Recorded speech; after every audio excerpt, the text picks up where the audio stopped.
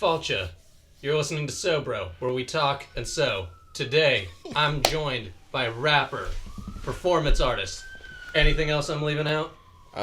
MC, MC, poet, community, Majik MC. organizer. What's good, y'all? Thank you for having me, Shannon. Much love. What's going on? Not much, man. Just chilling, sewing. Yeah. How long have you been doing the sewing thing? I know you make a bunch of your own gear. So I started getting into sewing primarily through my punk homie who wanted me to have patches on my jackets and clothes so we could look cool going out to shows and hanging out with them edgy punk rockers. Yeah, and you made you made a bunch of your own some of your own gear, cosplay gear. Yeah, and that's what I'm working on here right now. So I went to the Ren Fair and did kind of an ancient... Oh, yeah, the Renaissance Fair. Yeah, so this is me going a little further back in time and making a loincloth. Yeah, so I can do Ice Age, Neolithic. Yes. Because I already got the spears and the paint and the hair and the tattoos, so... Classic. And also, have you seen the show Primal? No, not yet. So, you remember Samurai Jack? Mm-hmm, yeah. It's from the creator Samurai Jack, Gendy Tartakovsky, and he made Primal, which is this story of a caveman and a T-Rex in this mashup world where, think if the dinosaurs didn't get wiped out and humans just kept evolving. Yeah. So it's all of our human human ape cousins, ancient civilizations, dinosaurs. If no one got wiped out, what would life be like? And do the dinosaurs talk in the show? It's mostly grunts and growls. Yeah, but they communicate. Yes, and that's one of the beautiful things of the show is the physical dialogue between the characters. And in the show, they encounter... Oh, yeah, the humans are grunting, so it's mostly physical. Yeah, and the only characters that speak a language in the show are when they encounter these characters who are ancient Irish people in blue paint, loincloths. But when I was listening to what they were saying, I'm like, oh, they're speaking Gaelic. And it was cool seeing that that's the only dialogue in the show, but for much of the audience probably thought they were mumbling. Yeah, that's tight. So... that's what the ancient Irish dialect came from, grunts and well, no, just... all language came from... Yeah, and actually going down the, linguistics rabbit hole where they're, lining up all of the words of different languages and trying to see what languages are cousins with each other. Right. And I was listening to something like Korean and Turkish are heavily related. And that was... I can see that. Yeah, so... Well, I can't see that. I don't know. But yes, it makes sense. Everything. Well, it's because they were all along that step. They're all right there. The Great Eurasian Steppe. That climactic sliver. So it would have been... But let's get into you, Majik. Dude, got any new projects in the works? Any new songs? Yeah, I'm working on the third album, King No, KINGNGO. We put out 2 singles so far last year. The Dylan Vic and I Am, and I'm ready to get back into the studio and finish up the next few songs. Been writing a lot. Nice. Yeah. How long have you been writing and performing for? I've been writing poetry since I was 14, so 20 years now. Dang. 20 plus years writing poetry.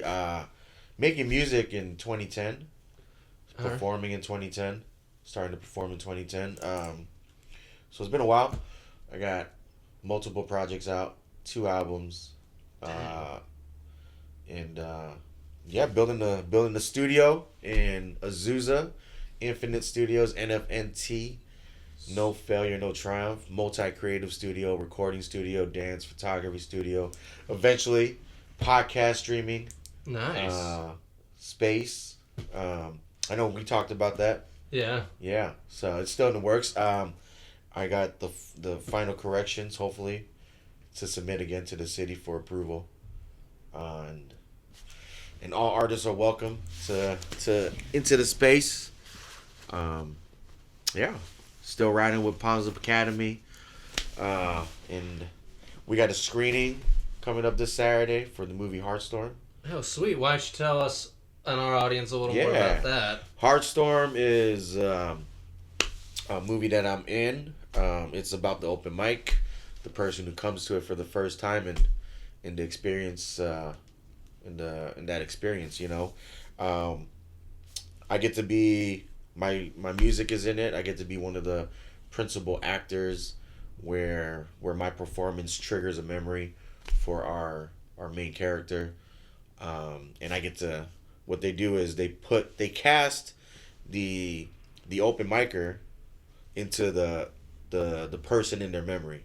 So like they'll watch a performance and they'll cast the person on stage as their mother or their ex-boyfriend or their friend in their memory. So the artist gets to play that role. Yeah, and you're in the movie as well. I think you're we background role. Yeah, you're in. I think you're in my scene. You're in my scene at the park, right? Yeah, that was a fun day. Yeah.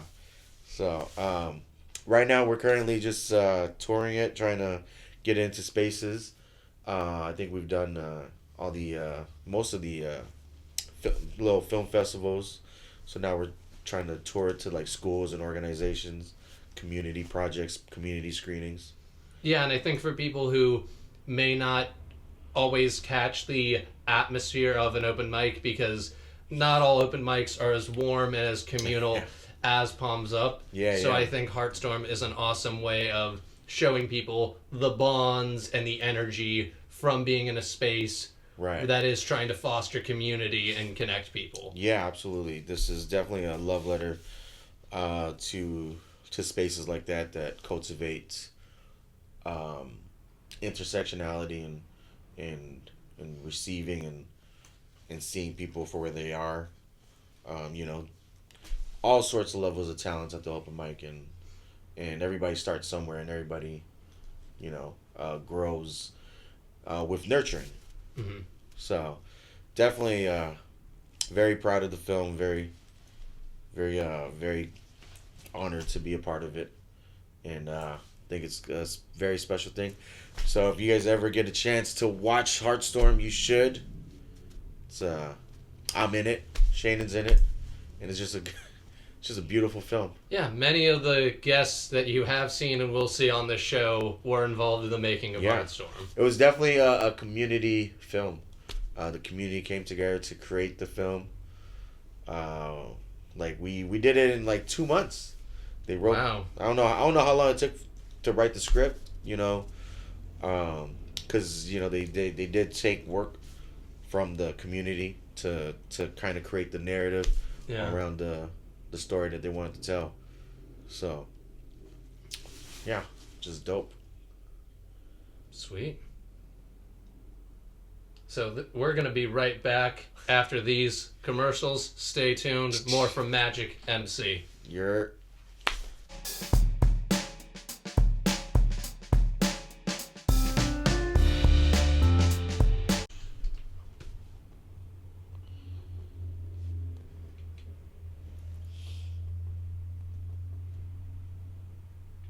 And we're back. What's good? So, we've been talking music. Majik, who are some of the artists that inspired you to start making music? Ooh. Well, first I want to say it's 2025 and Lloyd Banks, one of my favorite artists, dropped a new mixtape last month in April. And Jagged Edge, one of my favorite R&B groups, dropped the album earlier this year in February, and I didn't know, and I'm geeked out about that. Those are like that's 25 years ago I was listening to these guys. 2003, 2000, like 20 years ago, and then they're still making music, which astonishes me. And I'm listening to it. It's great. It's still great. They're still doing amazing stuff. But yeah, you know what? I grew up a Disney pop kid. My dad listened to classic rock, so when I developed my own taste buds. It was Disney pop. I was watching Disney Channel concerts, NSYNC, Christina Aguilera, Britney Spears, all that. And then Eminem came around and just like made fun of everybody that I liked. He said, and I was like, what the fuck? This guy is like, what the fuck is he doing? and that's how I find my way to hip hop and rap, and my homie puts me onto Tupac.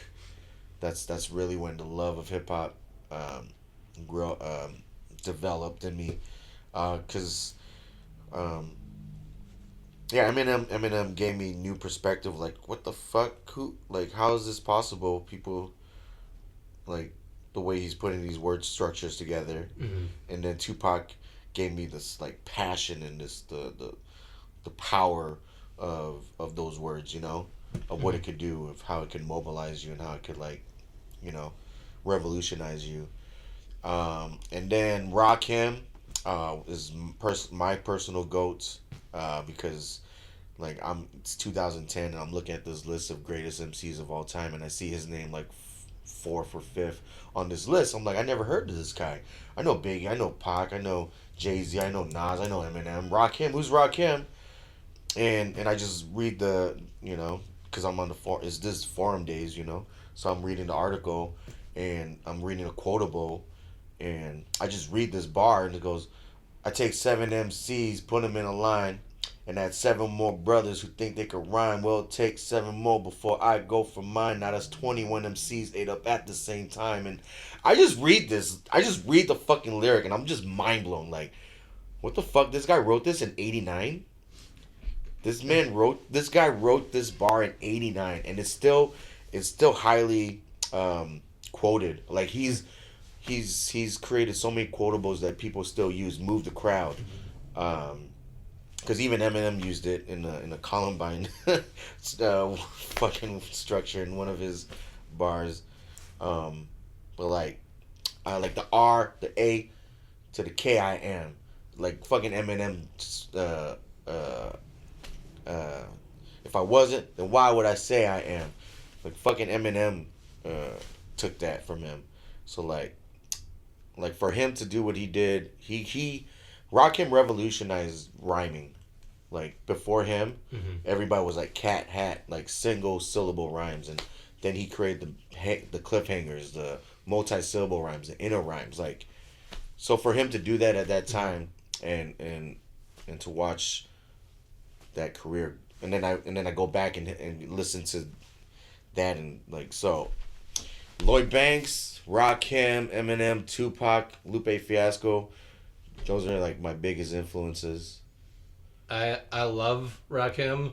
I got into him because I was listening to Saul Williams. Yeah. And he has this bar where he goes, not until you've heard Rakim on a Rocky Mountain top have you heard hip hop. And then he starts unpacking about listening to hip hop in a scenic place out in nature, and how it gives you a different feel. And that's when I looked up Rakim, and I was like, oh, that's why. It ain't where you from, it's where you at. He said that. One of my favorite things about it, because he said he doesn't believe in writer's block. He says if the pen stops moving, he puts it down, goes out, lives life, and gets more life to talk about. It's like, yeah, that's what's up. Because that's how I feel about writing. Like, writing has been the outlet for me to like understand myself better and understand the world around me. And so like the art and craft of writing is like, I'm always getting better. I'm always learning something new about myself when I write. And so like I love that competition within myself to be a better person, to grow as an artist, to be a better writer, better MC, or better performer. Like it's just constantly challenging myself to be more introspective, to be more thoughtful, to be more intentional, to be more crafty. Like the moment I write something that's not as good as my last bar, I'm like, okay, I might be done. But every time I write something, I'm like, yo, this shit is the next best thing. I feel like every writer has that. Has that fear where they're like, is this it? And it's the equivalent of like a gunslinger in a Western being out of ammo, where you're just like... Yeah, but you know what? Somewhere you find ammo. Somewhere you find ammo, I'm still slinging. Yeah, and I think that's also like... Whenever I feel like burnt out doing one thing, whether it's like writing or performing or doing stand-up or doing poetry, that's when I know it's time to do something else. Yeah. To recharge and not just think like, oh, I'm out of it, this is it. Right. No, you exhausted that part of your brain. Yeah, you exhausted your knowledge and wisdom and information that you already gathered. Now it's time to gather more. Yeah, and like you said, like not believing in writer's block of maybe going out and experience more life so that you could write about it or create about it. Yeah, and I feel like every artist has that point where it's like the comedian whose jokes are only about touring as a comedian, or the poet whose jokes are only about the struggle of trying to make it as a poet, and yeah, like it's surprising. Like I mean, I saw someone say, you know, the poet is always writing the same poem over and over, just in a different way, but it is trying to find new ways to discover ourselves, but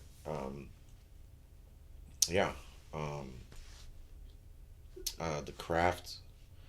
So we were talking about your musical influences. Who are your poetry influences, and how much of because when we've talked with poets on the show, a lot of times the poetic influences are other musicians and rappers. So do you have any like poetic influences that are just my peers, a lot of my peers, when you're writing poetry, like I'm always geeked when I see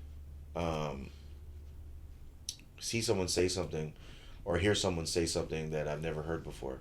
I'm just like, fuck, that was brilliant, you know?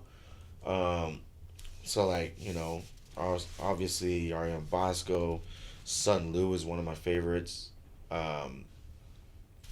Saul Williams, Bosia, Matthew Cuban, Alicia Wise, everybody from DPL. You know, like when I see poets perform live, I'm always like studying. You know, like I don't write poetry like because I'm so hip hop influenced, I have to rhyme. That's but like I love spoken word poetry and slam and just poets in general, because like I can't write that, but it inspires me to write what I want to write, you know.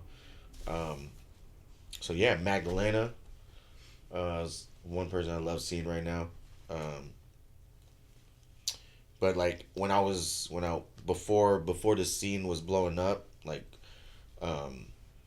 or before I came into the scene, like Brave New Voices, that series fucking changed my life.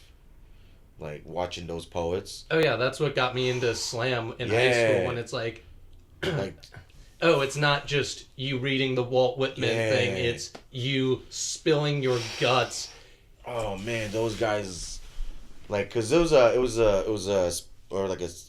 continuation of Def Jam poetry. Yeah. Right, and so Brave New Voices, like, oh my god, these teams are just. I remember Team Chicago, I think, and one like talking about, you know, the gun violence, and he's like, I still play pickup ball with ghosts. I'm like, fuck, that hit me, man. You know. Yeah, and how and for me, like, there's like a group poem is its own thing from like music because of how in sync everyone is. Yeah. Because I remember like rehearsing group poems for slams, and you are all in sync down to the breath and half second. Yeah, it's crazy. Like so even when I'm jamming out with music, there's a gray area where everyone's like half a beat, half a step off. But with especially me, I have no rhythm. But especially with like doing a group poem where you don't have the music or the filler, and every pause, break, mutter, like be in sync. It's verbal acrobatics, and you're all trying not to step on each other's toes. Yeah. And hats off to the teams that do that work at it, because it's, and I feel like that's one thing people outside of poetry spaces don't necessarily understand is like the level, the technique. Yes. The skill, the mastery. Like, these aren't just words. These are moments. These are experiences. These are like. It's one thing to read a poem. It's another to perform it and deliver it. Yeah. And deliver it to an audience, like a person, like not even to an audience, to connect with a person in the audience, like for that to reach them, and like even through a fucking screen sometimes, like you, Yeah. like to be able to give them that, and it somehow touches them, touches me.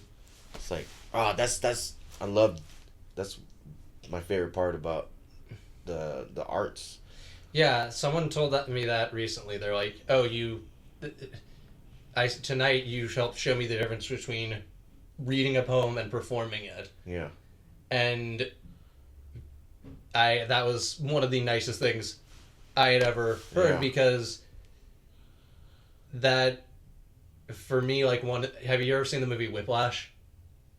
I think so. Yeah, with like J.K. Simmons. Yeah. The drums. That movie reminded me of like rehearsing for a slam, of because these pieces are so personal to you. Yeah. And you want to think reading it is just enough. Right. But to truly bring it out, you have to go there emotionally, listen to the words, hit that pause, have the courage to deliver that line, and then look your audience in the eye. Yeah, when it's something that is personal for you. While you're holding back tears, too. Yeah, and then being able to come back to yourself and and contain it. Yeah. And for me, that's like, if I didn't have that outlet, I don't know what I'd be, you know.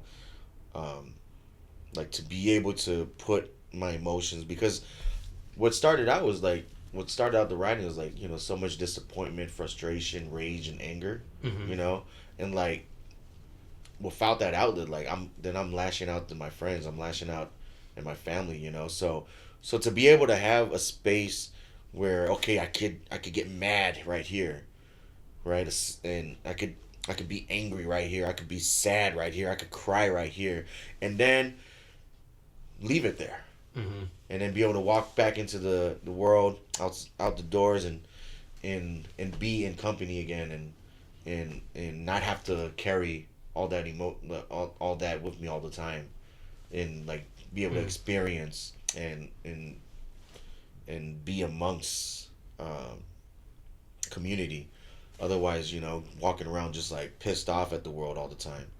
You know, you still pissed off, but like at least I got to express the rage and frustration and anger a little bit here, so that I don't have to be pissed off all the time. Yeah.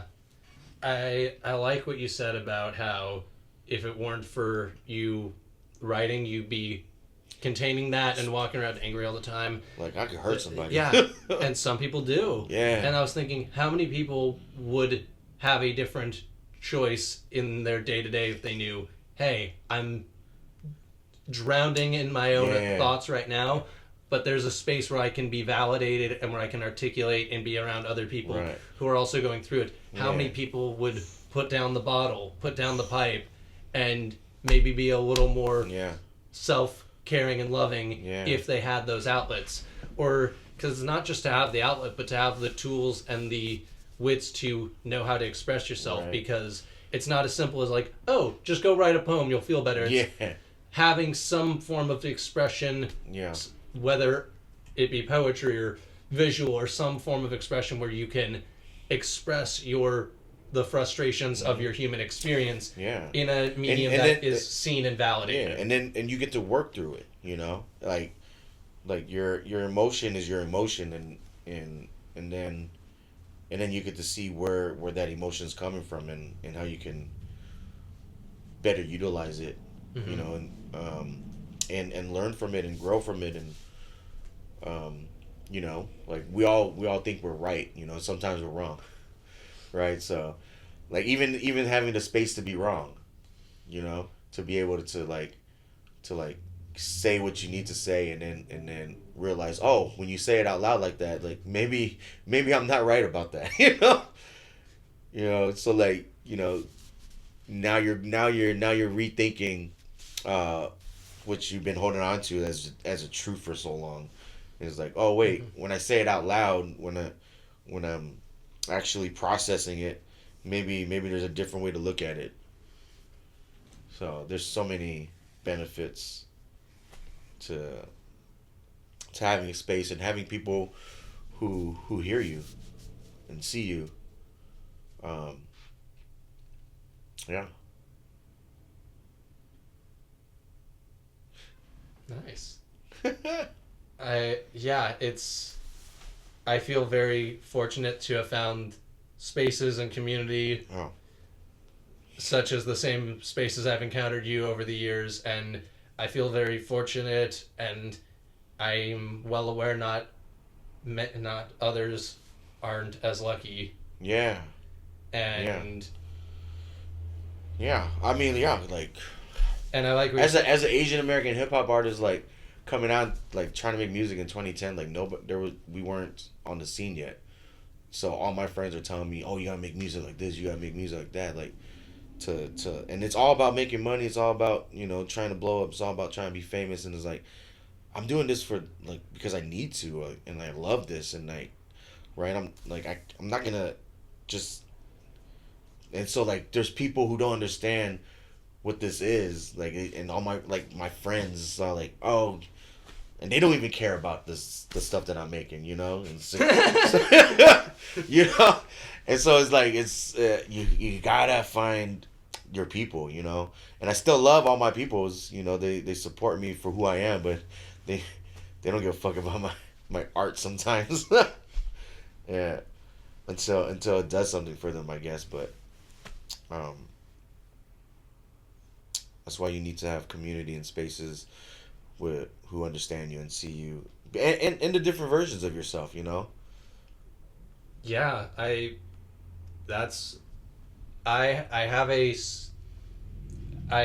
bumped into some high school friends at the Renaissance Fair, and I realized they knew a completely different version of myself. Yeah. They're like 5 or 6 Shannons behind. Right. And but then also giving myself the credit of that insecurity I had in high school, that fear of not belonging. These people accepted me in spite of that I felt like I wasn't enough at that time, and being reminded that it's like, hey, you still were seen, you were still cared about, you still had community, just because maybe the girl I was crushing on at the time didn't look my way.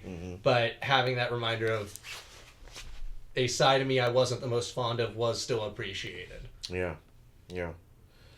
Everybody that knows you knows a different version of you than someone else. That's crazy to think about, right?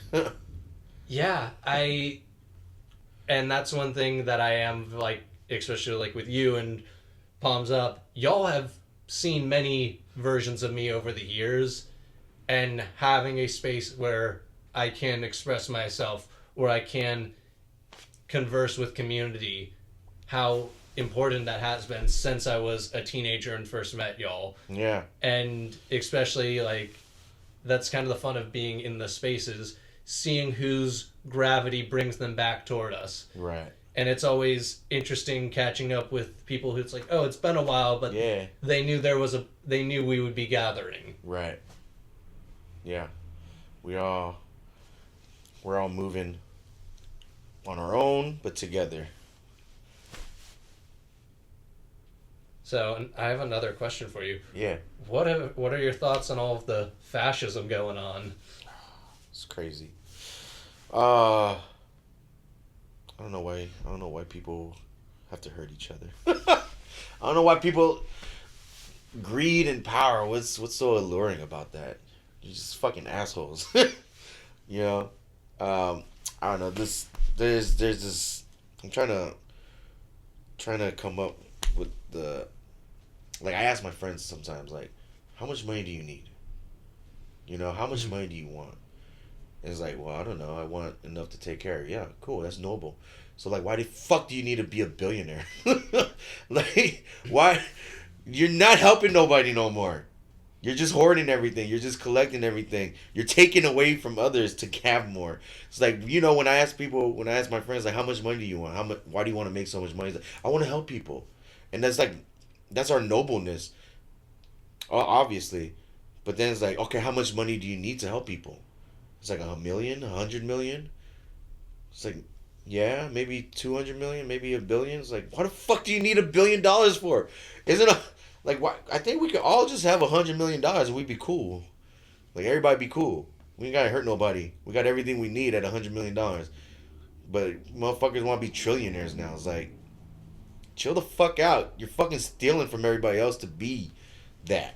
You like people don't like. There's no way you can make $1 billion without taking away from someone else's. I believe there's an ethical way of making $1 million. I think making $1 billion is unethical.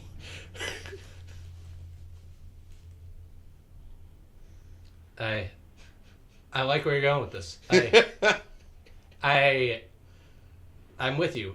How much is enough?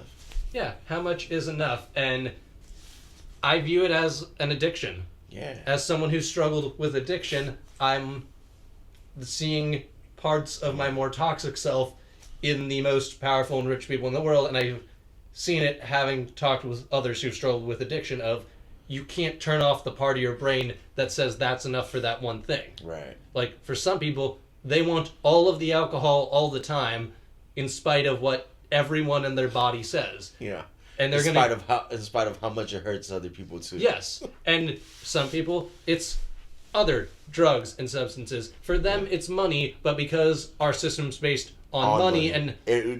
we allow it to happen. Yeah, and it's because that's the one thing it's okay to have too much of. Right. No matter how much it hurts other people. No matter how much the world is saying. No matter no matter how much it even hurts you. No matter how unsatisfied you'll never... How unsatisfied you'll always be, no matter how much you have, because you aren't happy with yourself. Yeah, and that's kind of what I view it as, and it's just no one, because it's money, no one's gonna say like you have a problem, right? And I'm here to say like let's rethink, let's retalk, let's rediscuss how we view money and how much we need, like because yes, we all want to take care of ourselves, we all want to take care of everybody that we love. And then at a certain point, like once you have everything that you need, why do you want more? Yeah. And it's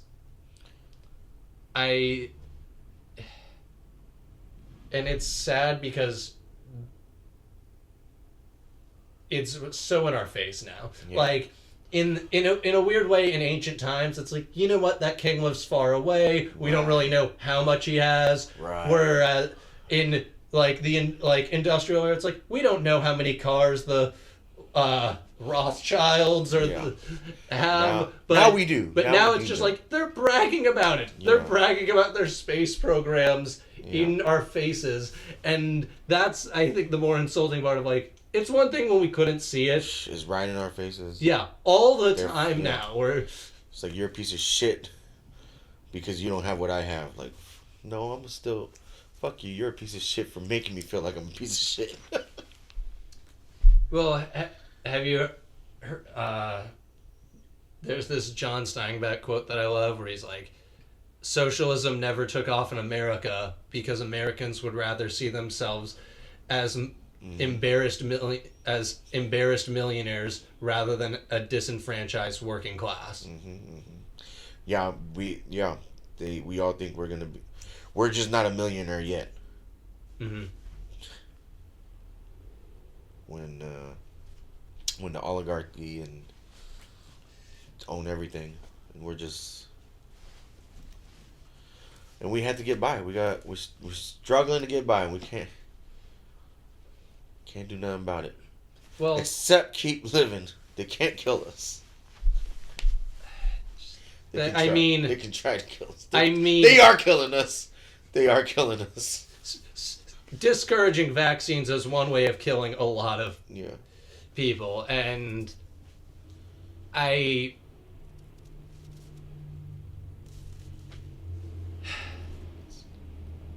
So, speaking of killing us, what would your last meal be? Oh. Like, if there's like, all right, Magic, let's one fuck Trump song too many. I think I gotta have Vietnamese food. I don't know. I go back, I lived in Vietnam for 2 months before high school. My parents sent me out there to get ahead in math, and every day we had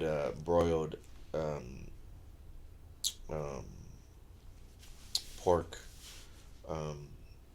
with pork belly, broiled pork belly with this shrimp paste. Sounds really good. Like every day, and it was just that's comfort food for me. Like you can't get that. They don't make that. That's like a house in the house dinner. You know, a plate of broiled pork belly, cucumbers, and the shrimp paste, and in a bowl of soup, like a sweet and sour pineapple fish soup, and rice, and I think that would be my last meal. Like just comfort. Reminds me of my culture, where I come from, my family, home. Even though I stayed with I had that at my aunt's house. I stayed with them for 2 months. Like for some reason that just like that. I hated being there too, because like I'm 14 years old. Like I want to be in America with my friends, but you know that was an appreciative time for me to get to live in Vietnam, and yeah, that would be my last meal. That Vietnamese comfort. It's called Tit Look, Mắm Tôm, and Canh Chua. Yeah. Nice.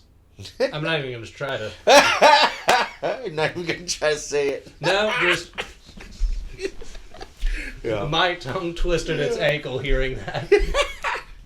You know what's fucking absurd about the Vietnamese language is that all our words are one syllable, and they're so fucking hard. Well, dude, I wanted to say, like, you inspired me to like learn and write in my ancestors' language. Yeah. Because I was hearing your music yeah. and your poetry, and as I was learning my ancestors' language and like learning how to express ideas and emotions, it hit me where I'm like, this is what I think about all of the conversations I've had with my mother, and like both learning about family but also her consoling me, and thinking, oh, how many of the most heartfelt conversations for generations were had in this language, right? And how many of my ancestors may not even understand. If they were aware of the words coming out of my mouth, would they not understand a single word I'm saying now? I'm not fluent in Vietnamese no more. I was, because I'm the oldest, so when I was there in Vietnam, I was speaking Vietnamese. But when I'm gone, while I'm gone, my brother and sister are at home in America. The English took over the household.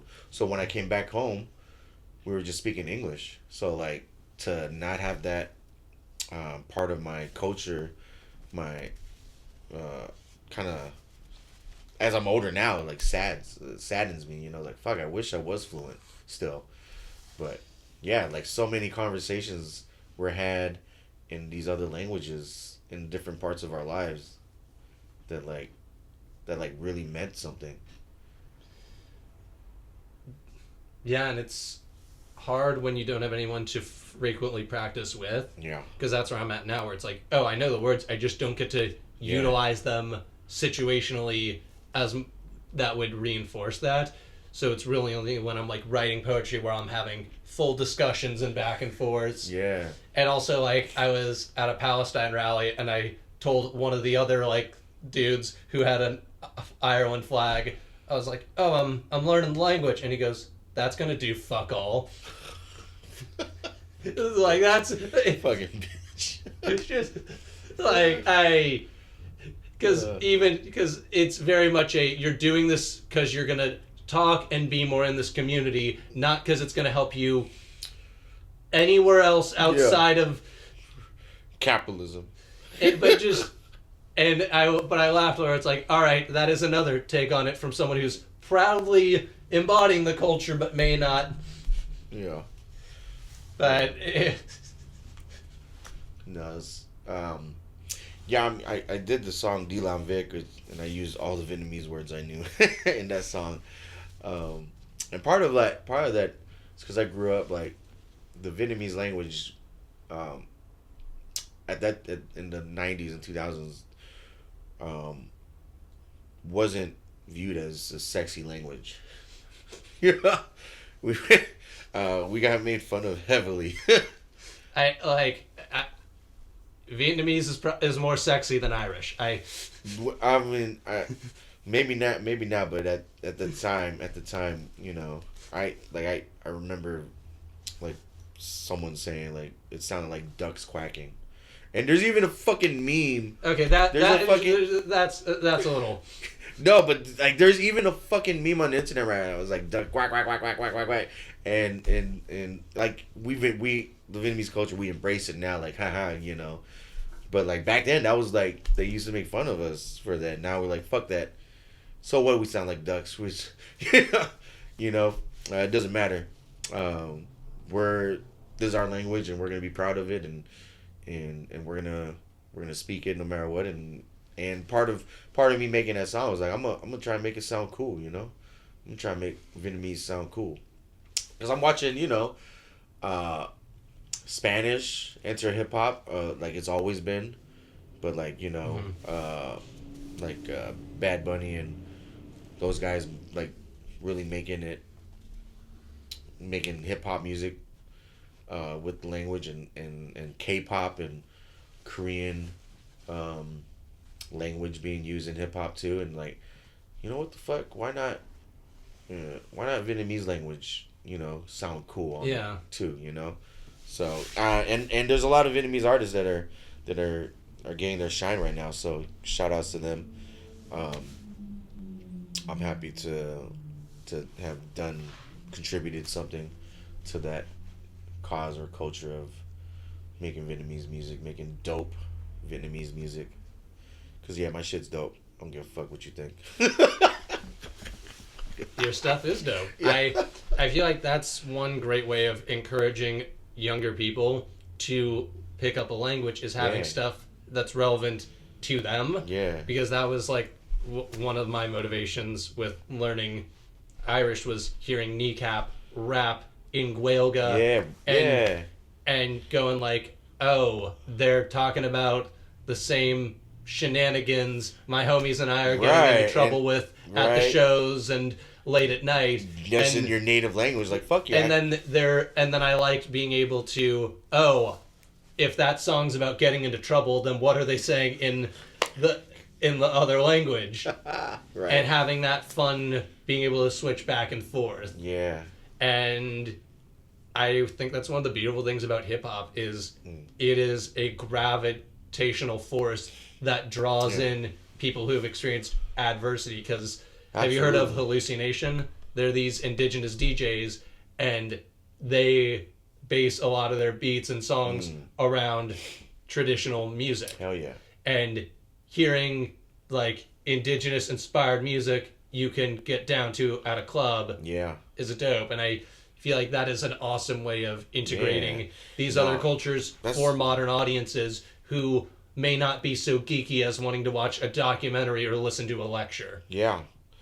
No. Yeah. I love the power of hip hop to deliver a message. Like that's one of its tools. Like for me, I love hip hop so much because it's like I believe it's, if not the only genre that allows you to experience the full spectrum of what it is to be a human being. From revolution to partying to getting ratchet to spirituality to just flexing on motherfuckers. Like you could go from the churches to the streets to the front lines to the dungeons. Like you could, it allows you to, like, if you are in tune with yourself, it allows you to create art of your entire humanity. Not pigeonhole yourself into just like making one type of music. Like if you like, my favorite artist right now is Big Crit, and how he's able to go to the strip club and go to church, all in the same album. A Renaissance man. Yeah. Because like we are all of our things. We're all of our faults and all of our strengths as well. Like, none of us are perfect human beings. So it's like I'm not trying to pretend to be perfect. I'm just trying to be my best. So, sometimes I'll throw a bag out there. Okay. Not me, but I've thought about this immensely of like how many of my idols' comedic poetic, musical, were only had their shit together for that one thing. Right. Like, everything else about their life was a clusterfuck.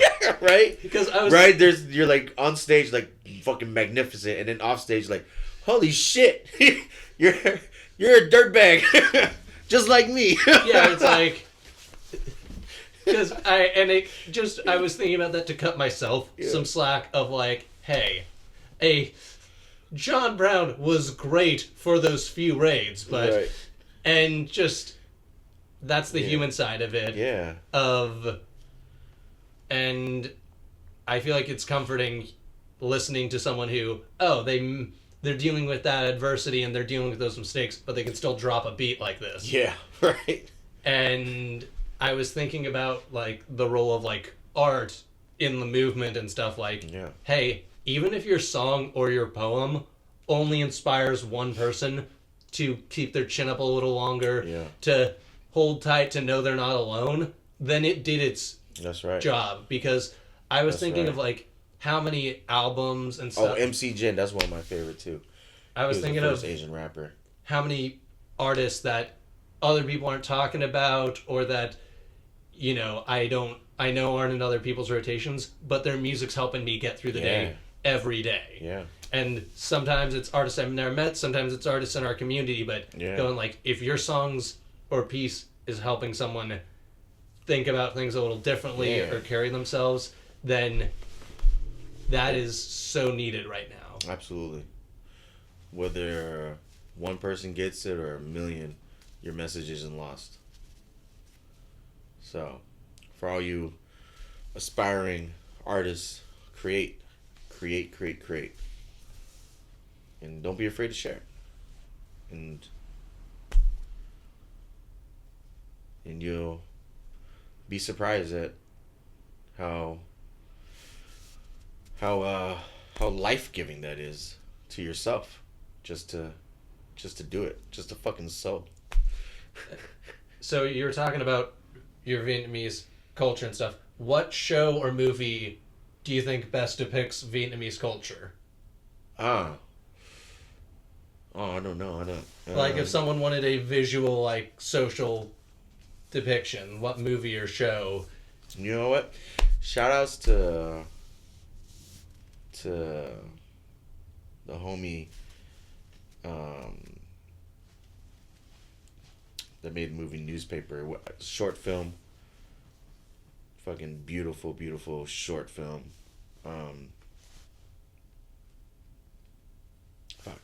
His name's escaping me right now. But that I just saw recently. It's and like growing up, I wasn't a part of any gangs, but I knew a lot of people who were affiliated and stuff like that. And what I realized growing older now is like all of that was just survival, like gang life was like finding community for themselves, and trying to provide for their families. And so like everybody's grown up now. Like the gangbanging has kind of like died down, but during the 90s and 2000s, like it was like a part of like just being able to survive. And now it's like now we're more organized, and it's about feeding ourselves, taking care of our families, and owning things. Before it was like just proving yourself. And so like there's this sense of family and obligation to family that runs deep into Vietnamese culture, because of the things that we escaped. Like all of our family, every Vietnamese American here came from Vietnam, escaping that, right? So there's this, and left a lot of family there. And so there's like this great appreciation and this grit to have to make it, to want to make it. Otherwise it'd all be in vain, Mm-hmm. Like, so there's this deep, rich, familial sense to the Vietnamese American culture. Yeah. And I'm pretty sure that's the same way with, a lot of other cultures. Right? I want to say yes. Yeah. Some of my family talks to each other, Yeah. and we are aware of their vast network. Yeah. Other times, the family tree is a bunch of scattered Right. branches who don't talk to each other very much. Right. And once you're set, then it's like you don't have to worry about each other no more. But in the thick of it, growing up, like everybody needed help from each other. But like right now, we're so much more. All my cousins, we're all on our own now. It's like we're good. But when we were growing up, it's like my parents and their siblings were close. But now everybody's good and on their own, doing their own things, and we don't gather as much as we did before. But that's what it was in the 90s, 2000s, when everybody's trying to come up together. So success kind of creates new pathways, I guess. Yeah. Kind of a tangent. What shows have you been watching lately? I currently catching up on The Last of Us. I love the one Chicago universe, Chicago Fire. Love watching that. A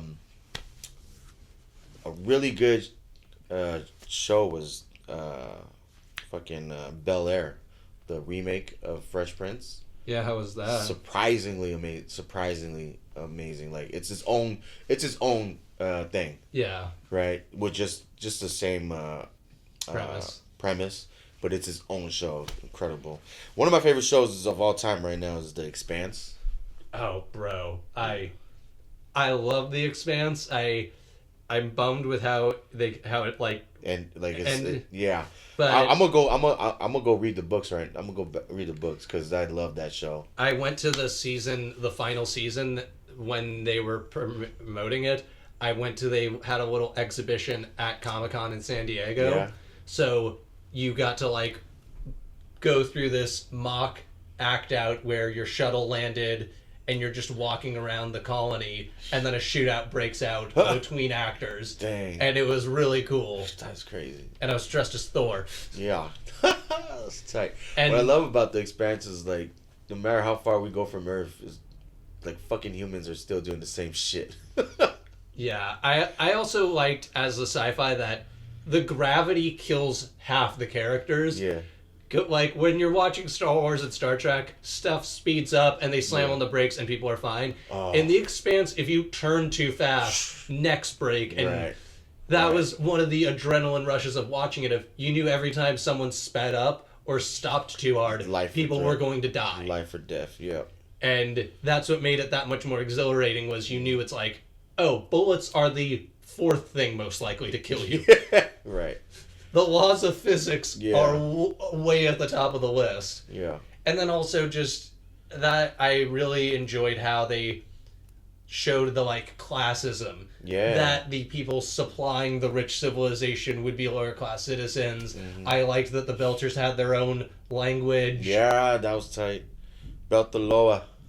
Yeah, I think the like term they used in the show was like Belter Creole. Belter Creole, yeah. And then they showed also like the disfiguring effects, because I'm a huge sci-fi geek, and how they were showing the prolonged effects of like gravity, and that they were. It's so honoring of what we know of space and science and physics. Like, this is a great representation of what it would look like if we actually were able to do these things. Yeah, and the physical consequences of like, oh, let's live in space. It's like, what's the gravity situation? Yeah. And that. It's genius. Also, Thomas Jane as a space detective was. Yeah. I have to admit, I watched the first episode 3 times because it was a slow build. It wasn't until COVID happened that I had the time to like, all right, let me just sit through this. And once I finished the first episode, like I was stuck. I breezed through I don't know how many seasons at that point it was, like first 3 seasons, like in 2 weeks of the first 2 weeks of COVID. Well, that's the thing with sci-fis is you have to let them cook for an episode or two because they're world building. Yeah.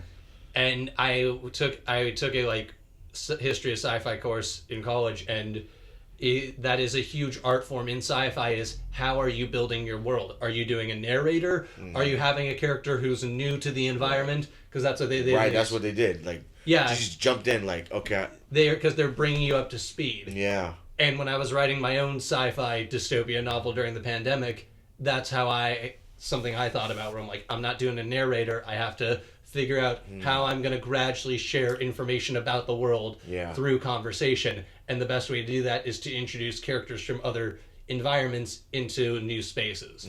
Yeah. So. Yeah, The Expanse is class. It's all time. It's an all time show for me. Yeah. Other than that, I'm rewatching Naruto. And I've rewatched the show in its entirety. Yeah. 3 times, and then I've rewatched the war arc separate 2 times. So you know what? I want to rewatch. I gotta rewatch Attack on Titan, just so I could see that shit again. And Attack on Titan, That's crazy. Much like The Expanse, Attack on Titan just fumbled the last season. Mm-hmm.